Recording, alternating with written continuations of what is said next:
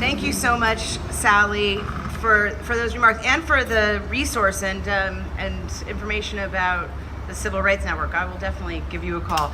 Our next speaker is a 7th grader at West Jenny Middle School, Gavin Provo, and also an avid skier with Leo here. So welcome, Gavin.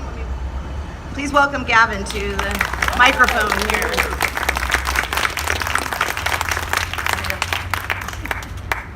Hi, I'm Gavin. And sorry, Gavin's being attacked by a bee the whole time, so I hope he's so great. Okay, go ahead. Hi, I'm Gavin. I have cerebral palsy. I'm 12 years old, and I live in Syracuse, New York. I want to share my story with you all so you can get a better understanding of what some people go through with this disability. I gotta admit, I do have a big support team, but sometimes I do get stared at, or sometimes bullied. That's rare.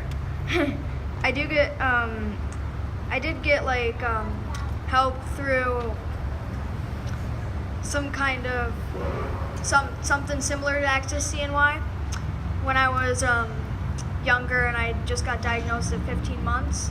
Then I had surgery at age 6, and it's called selective dorsal rhizotomy. And I guess, in preschool I could only walk on my tiptoes, but now I can actually walk flat foot, and I am very proud of it, and I'm happy that I can do it. Thank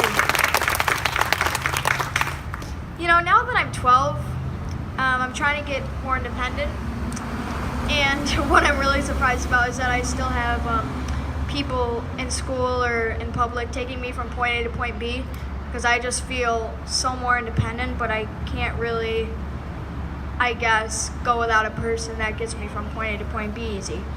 And one thing I want to share with you guys is that sometimes it can be very hard to stay positive, especially when there's so much going on in one moment and you're so worried about one thing, but then you got to worry about another. And it can kind of bring you down a little bit, but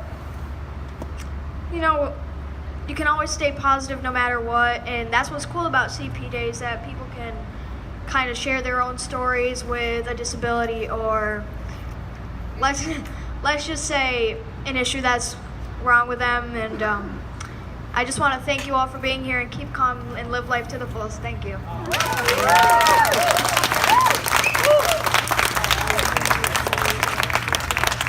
Thank you so much, Gavin. And I'm glad you survived that bee attack, hopefully. Our next speaker today is Jessica Kramer, a master's student at Syracuse University and also an essay contest winner.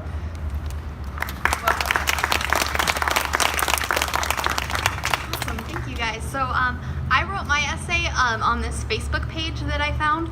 So for class, I had to do a project specifically related to a disability, and I decided to choose cerebral palsy because that's what I had, and I wanted to learn more about it. And so I found this Facebook page titled Let's Cure CP. And I had a lot of reactions to that because as a person with a disability, I have a lot of pride in my disability identity, and I felt like this curative model was saying, should I have pride in my disability or should I want to be cured? So I did a little perusing of this Facebook page.